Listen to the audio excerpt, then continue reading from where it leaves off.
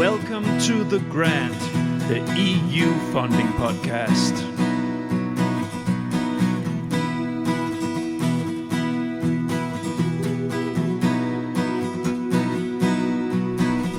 The Grant. My name is Niels Tudor Winter, and I'm the creator, editor, and host of The Grant. I said this 200 times now. This episode that you'll listen to today is a special one. It's a 200 episode anniversary episode from The Grant. And what is The Grant? Yes. In every single entry, I mention that it's a podcast that covers EU funding in all corners. So I've been trying over the last 3.5 years, since the end of May 2022, or actually recording started in the winter of 22. Been trying to capture, to investigate, to unfold, to give tips, tricks, to open up secret worlds, to demystify, to make this funding world, this parallel world, parallel universe that I always call it, to make it something that seems less of an animal, of a beast, of something that is less scary, because it can be scary, especially for juniors or for newbies to this area, but also for seniors, also for us that has been in it for many years. Sometimes we get into corners where it's difficult, or where we are burnout, because of working pressure, and it's been important for me not only to dig into the content of what the EU funding area is, but also to what it does to people. So the people behind and how it affects them. This area, funding area, it has a certain tendency in corners to chew people and spit them out. And there are so many people out there that struggle because of the nature of this call deadline tyranny, as I choose to call it. Deadlines right after Christmas, right after summer holidays, right after Easter. Single moms, parents trying to make ends meet at the same time while they're preparing 2-3 proposals at a time, having rough KPIs from their managers. I've been digging into the grant consultancy industry. I've been spit out from that industry myself. Having a rough time there. So all the learnings, digging into that and making people realize that they're not alone. Nobody should be alone in this sector, because it's damn rough. It's damn rough. And many of you listeners, you're probably following me because I've been honest about this. I've been open about this and transparent, and the guests I have in, I always try to make them share something important. Sometimes it's content, sometimes it's sharing about a project or a specific element, but it's also sometimes getting them to take a deep breath and share what touched them or what was difficult for them. And there's a reason why the last segment that I've been having in almost every single of these 200 episodes, it's called The Toughest Challenge. Every single episode I try just to say, what is the toughest challenge with this? And it's not to end an episode and end the episodes on a low note, on negativity or on the roughness, but it's to say, look, this is difficult. Let's shed a light on that and say, this is the toughest about this, and how do we then cope with that? This episode you're supposed to listen to now, it's a celebration. This autumn, I've been trying to meet with my listeners in Brussels. So we had twice met with people in Brussels on Place du Luxembourg for meetups that I call them the Grand Meetups. And on the second one of September, we sat down and recorded a podcast episode with two of my former guests, Orduna from Processes for Planet at A.SPIRE. She's the executive director there. and with Thomas Brent, that has been on the podcast 2, 3, 4 times now, on the widening and on FP10 discussions. It's a wonderful conversation, and the scenery there on Place du Luxembourg, a nice Friday afternoon, the sun shining, nice autumn Indian summer afternoon with sunshine, with nice IPA beers and drinks, chatting, and simply just a wonderful atmosphere during that late afternoon and evening. That's the recording. We have a conversation about how it was to actually be a guest on the Grand. What was it like to ask them as guests? What did that do? How did you like that? And then we have a conversation about if that podcast attendance made them reflect over something that they hadn't reflected over before, and it triggers a nice conversation. It's wonderful, absolutely wonderful. So you look forward to the next 40 minutes ahead of you with me, Agnes, and Thomas in your ears. Enjoy it, and I'm looking forward to the next 200 episodes. I promise you, I will continue this. I have stopped working for Hydrogen Europe. I have now dedicated myself.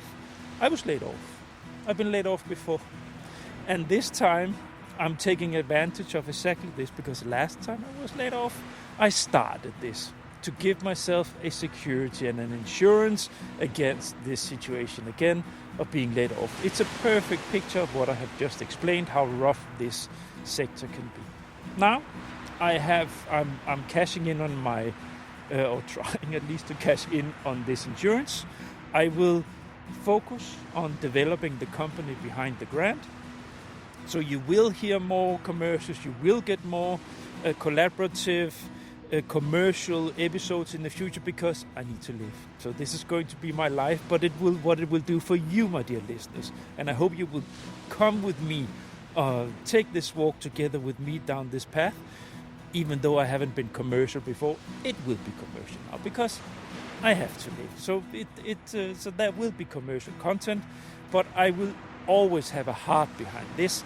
And my collaboration partners, I will insist that this community, you, my dear listener, you that get this into your ear right now, that you are the primary base of what I have built up here. You are so important to me, and I cannot stress that enough. So no matter which path I will go, I will do collaborations with partners for fee. They will pay to get episodes produced. I will produce content, nice content for them. There will be blocks of commercial. I also started to promote myself in blogs. You probably noticed that. But it will always, I will have the biggest respect for the community I have built up around this podcast. I cannot stress it enough, so I hope you will stay with me and you will continue listening to the content that I make, and I will do my absolute utmost to give you out there, everybody, something that you say, this is special, this is something that helps me in my day-to-day, this is something that is almost always worth listening to. Now, please enjoy.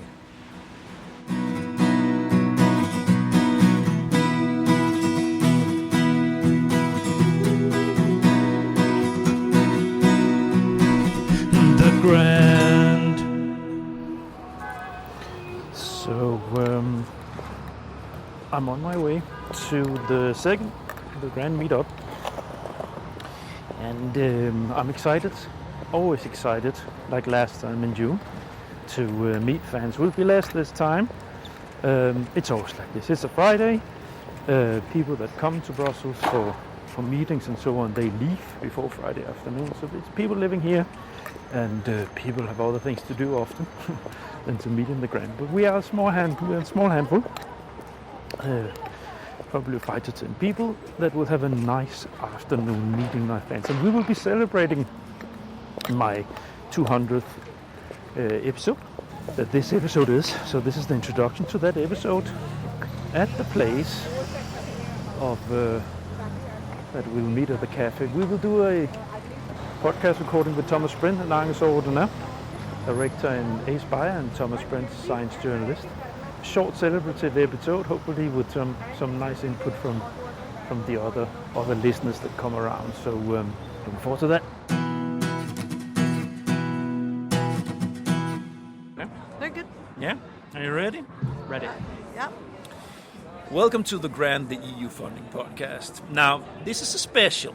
This is a very special because this is the first time that I'm doing this not only above God's sky here into the open, I'm also doing it at one of the meetups, the meetup in September that I've been doing my best to promote.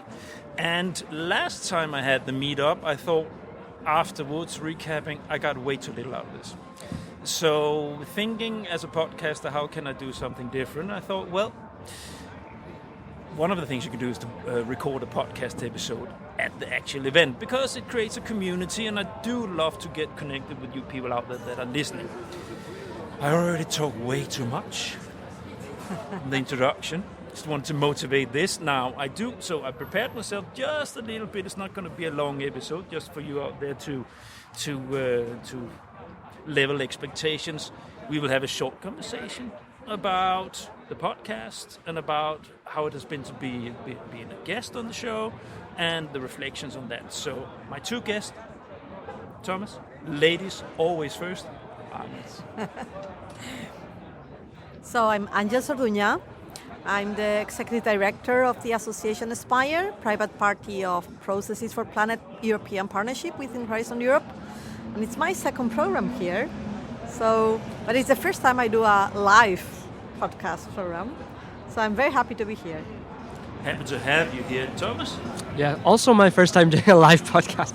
So I'm Thomas Brent. I do communications at CERN, and I'm also a journalist, formerly from Science Business.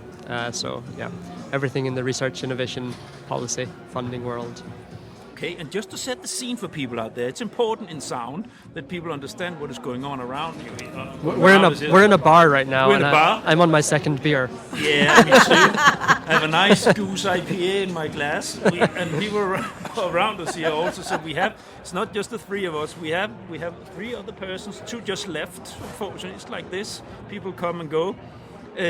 So the idea is that indeed we would like you to cheer, clap, whatever, when we move on, to get the feeling of that we have an audience now. And if you hear anything in the background, that's Place Lux for Fridays. You have music and you have the bus passing by, whatever. No.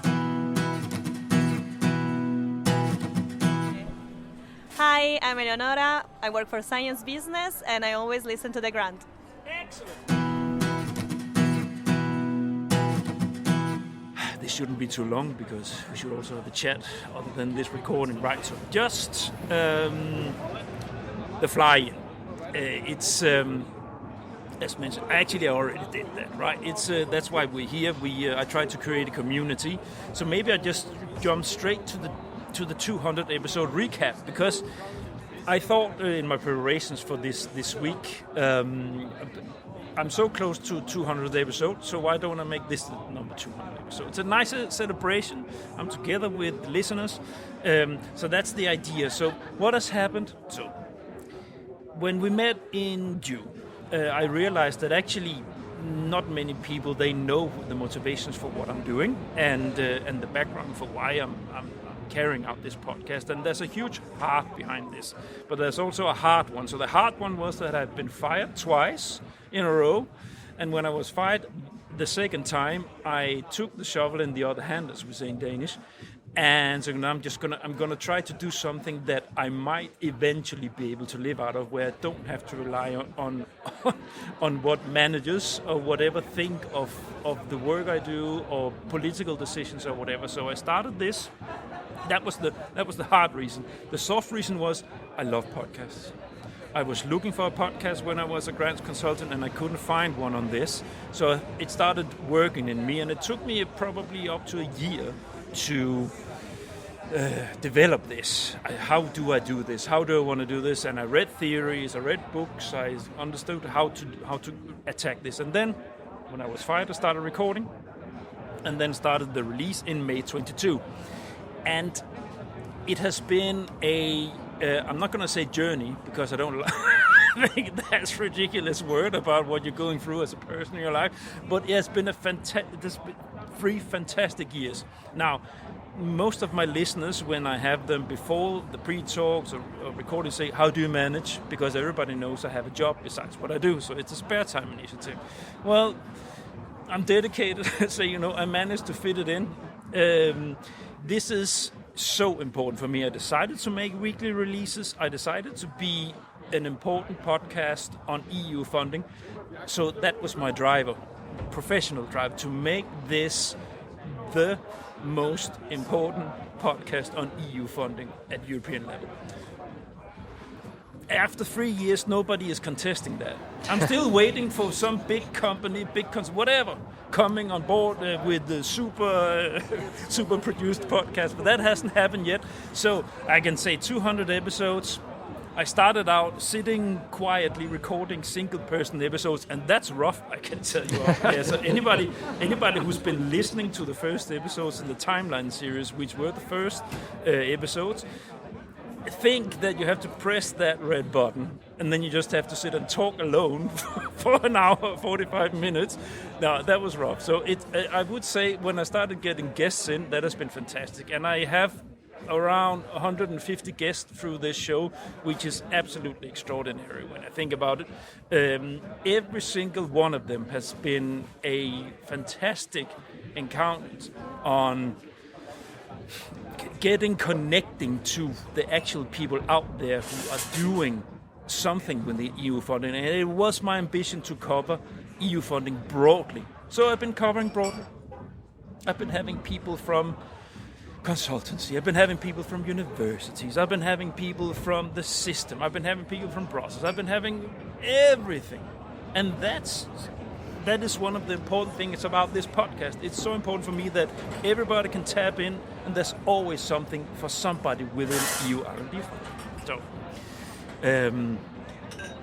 what are the goals? Well, people, I would like to get some cash flow into this business. I've been doing this for 3 years, so that's always been the goal. I would like to be independent eventually one day. It's difficult. Communication and independency is something that takes time, and that's what I'm doing. But some of you have noticed I've made an agreement with the RM Framework Project, 15 episodes. That represents something. It represents the most important contract I have done so far, and I am looking forward to getting more in, because now I'm a professional. I passed the 1,000-hour rule, right? I've been doing this a lot, so I sort of know what I'm doing. But not live recordings. Well, that's that. It's important for you listeners out there to know that there's a heart behind this. Actually, I try my best when I record episodes to share a piece of me, for people to know me, to get to know this person behind the podcast. But now you got a little more. No. Are you stuck finding a consortium preparing a proposal for a specific EU funding call? Well, based on my 17 years of EU funding scouting experience, the grant now offers a proposal scouting service helping you to find proposals under preparation for the calls you want to join. Go to thegrant.eu, check out the service, and send me a message. The Grant, more than a podcast. Let's move on to this. It's going to be a short episode, but my motivation for this conversation was, okay, you have both been guests on the grant, and so let's have a short conversation about that. How was that, and did you have any reflections afterwards? And finally, we're going to have the toughest challenge that I always had. So, women's first. How was it to be on the grant? Can you? What was the episode about? I think the grant is doing a great job. So I have to congratulate you, because really, it's the only podcast that exists on EU funding, and that's for me quite amazing, because EU funding is so important for so many people that I don't understand why they don't come with the money to support you and and make it even bigger. But for me, it was a great moment to share what our partnership is doing, and then also it helped us build some messages on that. So that was important. It helped us also reach not only our usual audience, but any audience, the bigger audience, you see? Yeah. Because as a partnership, we normally have the audience like Commission, the member states, the parliament. Stakeholders. Yeah, so the Brussels bubble, basically, or the great Brussels bubble, because anybody in Europe who is working on funding, but it was a window to go to other people too. You see, so for me that was the main experience, the most important thing. Then I must say I was lucky enough to do this podcast together with Ludo Deals from Vito. And he's one of our great experts. And every time he starts talking, it's like, okay, you better shut up, because he is so good and so knowledgeable about research innovation, industrial innovation. And that was also a very good experience. Let's to just prepare paint it with him. Let's just paint that picture of Ludo a little bit, right? So you have Yes. this. If you are in the, if you've been working with the EU R&D funding in this area for some time, if you know how Brussels work, if you know how research communities that are connected to the EU funding area, you know, like in some one way or the other, everybody knows, if they've been for a while, that you have these seniors Yes. that has been doing this for a long time. Yes. And you have this specific segment that caught it early on, back in the 80s, and has been working continuously with this. So Ludo is one of these persons that, from the research institute, RTO, where he's been working most of his career, he has built and built and built. And not only that, he also was a driving force in building the institute on EU funding. Yeah, Yes. so there's such a weight of knowledge, of experience, and just calmness in the voice, talking about this. It's a fantastic episode, and everyone, I can put a link to the episode so you can listen to it out there. So it's definitely worth a listen. He's one of these persons who is passionate to share his knowledge, and he has tons of knowledge. So every time, even my team, when Ludo gives a lecture, I tell them go and learn.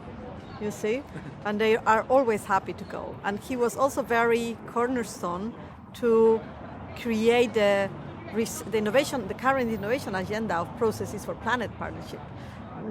Now he's doing a different role with us, but at that moment he was the chair of our advisory. So it was really very good. We received some very good comments from people. So yeah, I think it was, I don't have the experience that Thomas has in participating in the podcast, but I think that was a very good podcast. And also, I must say, it gave us, we couldn't do it, but somebody in the team said, we should do a podcast of P4 Planet, like regularly, something that we don't have the resources to do, but it was good. Yeah, so maybe it's an opportunity to do another one with a grant. And I would also say, from an image point of view for the podcast, I think actually you were the first director of one of the partnerships. Yep. Yeah, so that was an important sort of, you know, you a have click as a to podcast say, that, if they were there, we need to be there. Thomas. Good. When you were talking there about people who have a lot of experience in the funding world, something I noticed when I came into this sort of area in 2022 was that people didn't measure their experience by years. They didn't say, I've been doing this for 10 years. They did it by framework programs. I've been here since FP5. And you're like, whoa, this guy's got experience. Whoa. So yeah, I can't say that I've been here. FP6 in my case. Really? There you go. See? You're one of the more experienced. Now, let me at the same time motivate why I reached out to, because reaching out to you, Thomas, that was actually part of a strategy from my point of view. and that was I feel used. you were used. No, the idea was, when you are a podcaster, how do you get attendance? How do you get people to listen to your stuff? You know, anyone in this world can sit down and record something, throw it into it's very easy, even easier with the chat GPT. Now, you just ask, how do I promote a podcast? Or how do I record a podcast? Now, but the difficult thing is to get people to listen to it. And then I I reflected and thought, I've been thinking a lot about this because that's my work as a podcast, right? How do I get out there? How do I get reach? Journalists. So my idea was, science business, they are in the same, we are complementary, they have journalists writing about us. If I reach out to journalists from science business, get them in the show to explain about an article they wrote, they get more reach. Yeah. And they will promote their own story because now suddenly they are there explaining it to the listeners. So that was the motivation behind it. I had your colleague Catherine Collins in before that, and you were second in line. Yeah. So that's why I reached out. But maybe you can continue what happened then, because we recorded an FP10 and then... Yeah, exactly. So then most of the I've done 3 episodes now, but I think only 2 are public. So the next one is out on this weekend. Comes out on Monday. Exactly. Sunday at 12 o'clock. Exactly. Okay, so it's mostly been on the widening. So a very specific part of the Horizon Europe framework program is the widening program. So it's targeted at those countries that are seen as being less well-performing when it comes to winning funding. So it's 15 countries. So yeah, the 3 episodes we've done have been related to that. It's been a sort of introduction to the widening. What is the widening? What do they do? How successful are they? That sort of thing. Then we've had an episode with 2 research managers talking about their specific projects and how they work, how they got the funding, how they run. And then another episode that will come out soon is about a very specific widening project called Widera Facility, which is super interesting. So listen to this episode of the podcast. Yeah, I've just been editing it. I finished it yesterday in the plane here. Yeah. That's how it is as a podcaster. You have to take all the time. You have no idea how stressful it is sometimes, but you have to take all the time. My wife also knows that. Time in the world to get things done. No, yeah, it's a very nice episode now. Because what happened there, Thomas, that was because we both have an interest in Eastern Europe. Yeah. We have an interest in communist countries, what happened during the communist era. We have an interest in how it affects the country's path after '89, and we have an interest on how it influences everything, but especially research and innovation for the research and the. I think you reached out after I wrote an article based on a study that some researchers had done about the impact that the communist system had on how research works now in the post-communist countries. Just super interesting research. I think there should be more on this topic as well because it is very interesting. Well, I have a broad set of listeners, but it's one of my favorite topics. I did my master thesis on Poland and Hungary. Yeah. Wow. Yeah. Now I did a master's too. Now, let's just move on to the next block so this doesn't get too long. Reflections. So, what I was just thinking, this is also a matter of, I'm gonna be very transparent with you out there. I need my guests to share what it did to them to be on the podcast. What did it spark a reflection? Did it do something to sit down for, in our case, almost 2 hours, and hear several episodes? Did it do anything at that time, or do you recall that it sparked the conversation, did something for your perception of what you're doing? It's just to give an idea, because that is the most important thing with sound and conversations in podcasts. This is what my listeners, or what my guests often say. Wow, I finally had time to explain what I'm actually doing. This is the first time I had space to share something that nobody I've ever done before. But I don't know, Agnes. So it helped us put some order. It was in 2023, if I remember well. So it was 2 years and a half, more or less, after the Horizon Europe program had started. So it helped us put in order some of the things that we were doing so that we could explain them. So that was an important point, because at that point we were very much immersed in sharing and in shaping the calls and in attracting new projects for new innovations, reviewing the portfolio. So it helped us to put a bit of order on that, ideologically, or in the way to explain it to people, I would say, more than Yeah.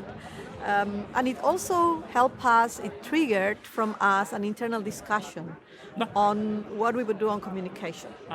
Yeah, how should we improve our social media communication? Let's hire the grant. Well, Are you listening? I wish we could do that. But then it triggered that idea that I mentioned before of, we should have a podcast. And then I said, okay, that's very nice, but it's work. Yeah. So who can do it here? And then we said, okay, it's an idea that we need to do another podcast. This will not be the only podcast that we will do. We cannot do it on our own, but we thought this will not be the only podcast in which we will participate in. So that was a bit the ideas and reflections that it triggered. You should, and that's not even being a joke. You should always reach out, because no matter what, we might be able to find out something. For sure. Yeah. So that's and that's also the point of what I'm doing, is that I'm a professional. So now you know exactly what you get, and I know about funding. I know what you do. So that's part of my unique selling point, right? I'm a podcast host that knows how to do podcast, but I can do very well content. Of course. So I'd love to do that for you, but I'm very, very happy that it triggered that, because that's the whole point. Because sound does something that writing cannot do. It's just different. It's tangible when you listen to something, a conversation that takes a step deeper.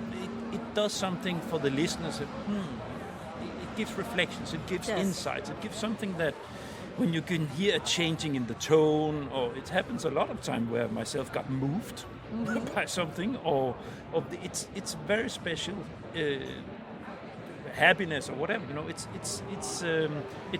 can something that's very special. So, Thomas? Yeah.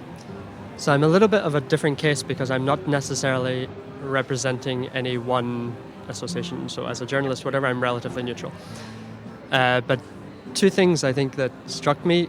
One of them is a little bit more comical, but when I have appeared on the grant and spoken to people, it's really nice to speak to people who understand everything that I'm saying, because the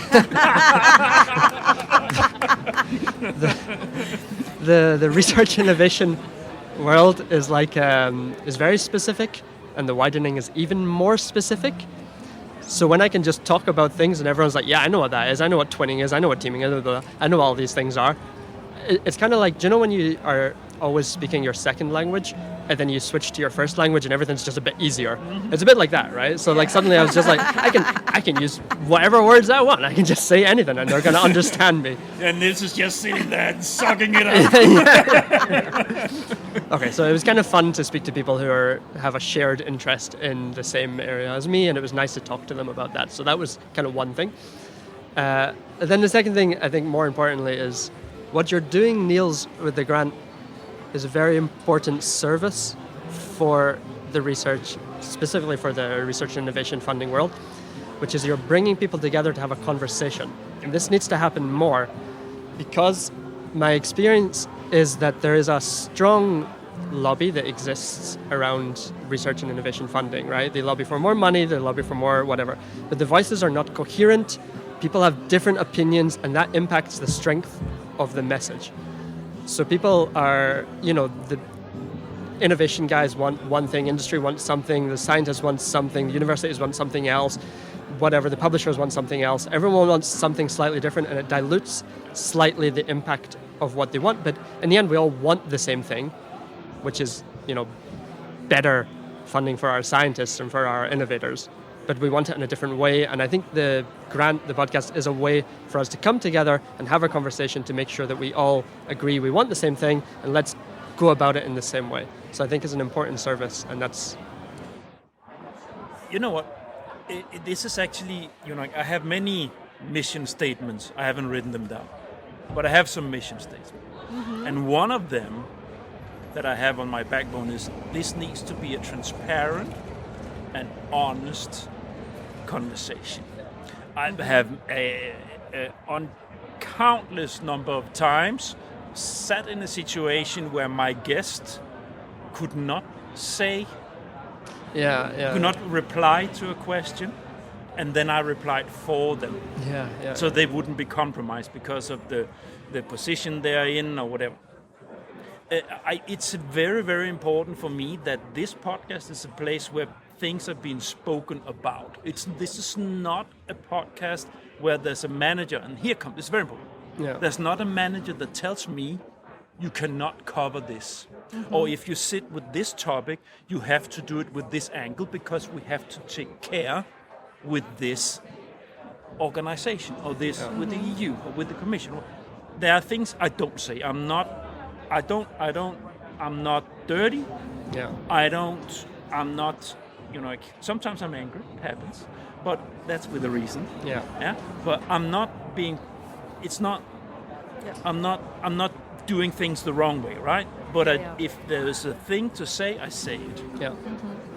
I think it's very important. It is. And it's the feeling that I get, and I must say from all these episodes, I have a few learnings, right? It's the same stress and anxiety across Europe writing publication. Right? Yes. It's the same. It's the same. It's no matter which funding scheme you're dealing with, it's exactly the same. It's the same frustration with deadline discourse from the Commission. And those things are built together. So the stress and anxiety, deadline discourses often come from that because they come on the back of summer holidays, Christmas holidays, or Easter holidays. Yes. And the struggle is real. It's not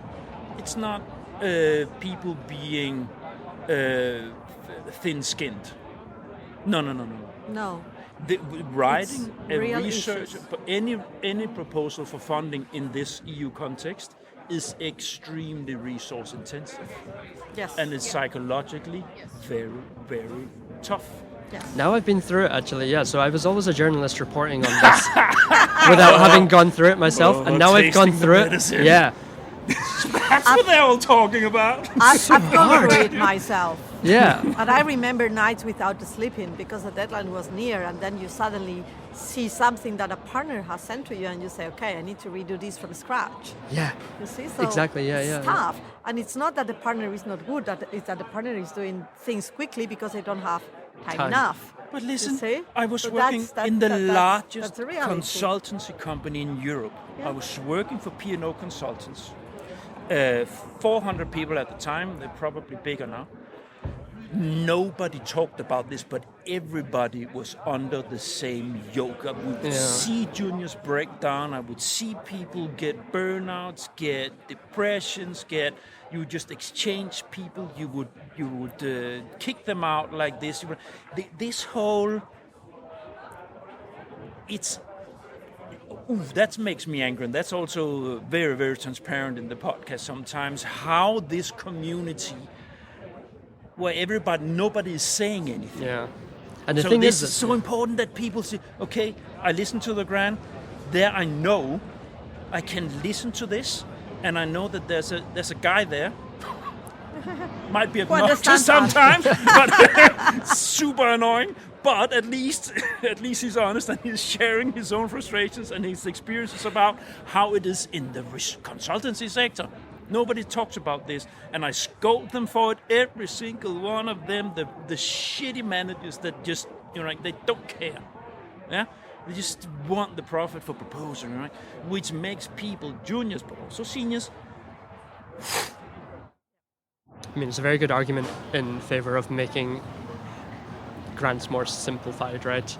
I mean, you want it to be easier. You want the best researchers and scientists. Yeah, exactly. Simplified for the app. Exactly. Not always the same way the public sector understands simplification. Yeah. And that's also why I have a critical eye on lump sum, for instance.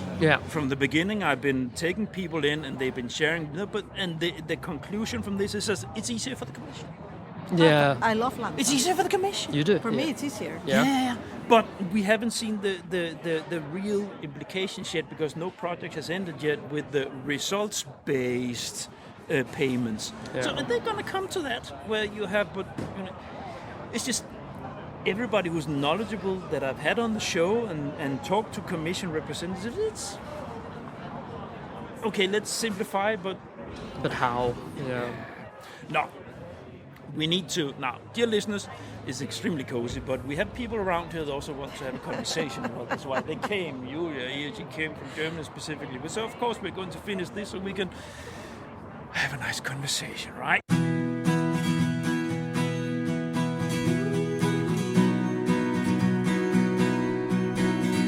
The grand. So, toughest challenge. And here I put that we reflect together on what are the overall toughest challenges that the E-R&D funding community is facing in the coming years. You sit at the in a top tier position in a joint undertaking. It's From not your- a joint undertaking; it's a co-program partnership. But you give input to But I Horizon Europe. represent, yes, for sure, and I represent industry for sure. You see, a couple of years ago, some industries started to tell me that the risk in Europe is that we would lose some industrial plants and some production lines. This is not a risk anymore, this is happening. And this means less jobs in Europe, and the risk of poverty, the risk of insecurity, it means many risks. Research and innovation can be one of the tools to help on that. It's not the only one, it's one of them. But Europe needs to change the mindset and be bolder in the way they support research and innovation. So far I hear very much from the public sector, yeah, but the international laws, yeah, okay. And I'm sorry to tell them, China doesn't care about these international laws. USA now doesn't care about these international laws or agreements. They don't care at all. So you need to, it's a time to think and to act differently, to be more agile, to support innovation in general and industrial innovation in a very different way. They need to go up to TRL 8 minimum. Otherwise, the innovations will not go to the end of the road. They will not be deployed. They need to support CapEx. And there is kind of a risk, an aversion to support CapEx. But if we don't do that, and if we don't do it today, Europe will be in a much bigger problem than we are. Because globally we are in a war of resources, which is started, but it's there already. That's Ukrainian. Yeah. That's Gaza. Yeah. Yeah. I don't want to go political. Yeah. But it's there. Gaza, The real resources conflict is scarcity, Russia. the Authoritarians resources scarcity are ruling on many decisions in the market. So we need to act quickly, we need to act more boldly, more strategically, and we need to dare to do it in Europe. Thomas. Yeah, I totally agree. And I would just add one thing is that Europe needs to act in unity. And I think this is the important thing, that the EU, Europe, is massive, huge market. And in every single country, there's different rules for funding, there's different methods, blah, blah, blah, and they don't connect at all, right? So like if you're a startup in Poland, you're never going to get funding in France or whatever, for example. If you're a scientist in Poland, and you, even within Poland, right? If you're a scientist in Poland and you apply for like a national research grant, it's got nothing to do with cohesion funds, it's got nothing to do with Horizon Europe. So you have to do 3 different applications if you want through the law. So like even within countries, there's no consistency. Across borders, even less consistency. So if you want to be bolder, Europe needs to take like one approach to doing this and needs to recognize that it acts as a block rather than acting as 27 different countries, because like that it's small fish in a, I mean, you can never compete against the US and China, and I mean even some like India and stuff like this, you're never getting anywhere near them unless you act with unity. So yeah, I'd say this is the challenge. I agree. Fragmentation of regulation, of funding, and of standards, for example, is a big issue for Europe. And it's something to be addressed quickly, and agility, because the comitology is great, but they need to do it quicker. Yeah, I agree. Yeah. Exactly that. Just bolder, you're right, just bolder decisions made quicker. Like let's not overthink this too much. Let's just act. Yeah. I think for the individual person that sits and do proposals, being a research manager, working for an SME, trying to get things together, in these or small NGO or educational organizations on. Oh my goodness! If you just make it easier, just make it easy. It's a very, very old, since back in 2014-15, where this was flagged of a manager to me that look how much resources are being spent across the whole continent writing proposals for all kinds of funding schemes, and they're not funded. Yeah. The last thing I've heard, which is almost absurd, is they talk about lottery. They actually talk about lottery, making parts of the next framework program a lottery, but that's absurd. That's absurd. So you don't have to make an effort? I was very surprised to read that. No, but I hope they will not control this. I will understand what this means. I think it still has to reach excellence, right? Like it still has to... You know what? It's just this so demotivating. That's not the way to do it. They should make it less complex to make a proposal, and then they need to take and understand. Okay, they will receive more proposals, but then you need to make a structure for how to do that, because you got AI anyway, so you will receive more proposals no matter what. That's the elephant in the room that we didn't really mention is AI. That's another challenge. Yeah, but that's just a basic condition from now and forwards. Yeah. No, let's end this up. Before we end, by the way, can I just say thank you to Niels for bringing us all together and for doing this, because it is a lot of work. And I see the amount of work that goes into it, and just thank you for doing this, because it's much needed. So. Most welcome. Can I join to this? Because I was telling to him, to Niels, when I arrived, how do you do that? Yeah. I mean, this is so much time.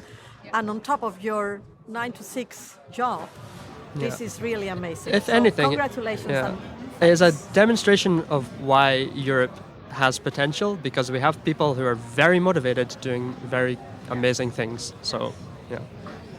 Thanks. Yeah. Thank So you. that's the last time I praise you, though, by the way. I always say whenever I get someone writing, because it happens, it doesn't happen as much as I expected, but it happens once in a while. Somebody writes me, you know what, you have made my working life so much easier with what you're doing. Everything I get like this, it is just... And I write everyone, and thank you so much. That's the reason why I'm doing this. So thanks. Give it a 5-star rating on all your platforms. That's Now let's just wrap this up. I will. So dear listeners, I'm not gonna do the full outro now. I'm just gonna end this up so we can. I will do this in the recorded outro. I will do so. Thank you so much for joining me for this, and thank you to my dear guests sitting here around. And let's get a crap. Let's. Thank you for inviting. Thanks to everybody here. Thanks. Bye. Let's say goodbye to the dear listeners. Bye. Bye-bye. Listeners. So nice. Good. I hope that was okay. That was nice. Yeah. Really nice. Yeah. More than nice. Thanks for listening to this quite special episode of The Brand. I really, truly hope you enjoyed it. And as always, there will be an episode site. There's a link in the podcast resume where you listen to a podcast, Spotify, Apple Podcast, or wherever. You click that link and you go to the episode site, and there you'll find the project resume, and you'll find links to Angel's and Thomas Brent's LinkedIn profiles. Now, I just want to thank you. I want to thank you for listening to not only this, but however many episodes you've been listening to in the past. Everybody who on a regular basis checks in on the grant and listen to me, you are so important to me. So I just want to thank you from all my heart for this, because without you, the grant is nothing. So I will try in the future, continue to try to build the community and get you involved I don't know how many meetups. It's not going to be as frequent because I'm not going to be in Brussels as often as I thought before I was laid off. But I will be there because there will be occasions where I will be there for business or for something else for the grant. So I will do my utmost to, on a regular basis, try to do community shaping events offline in the real world or online. That's also something I will be looking into. Now I have the time for that. Webinars or other kinds of things where I will pull us together, everybody here that listens to the grant on a regular basis.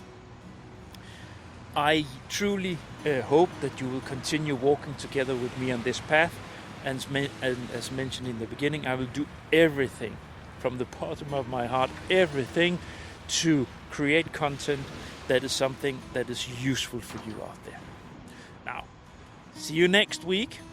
Actually, I haven't decided yet which episode you listen to next week, but it's definitely going to be nice content, so let that be a cliffhanger. Bye.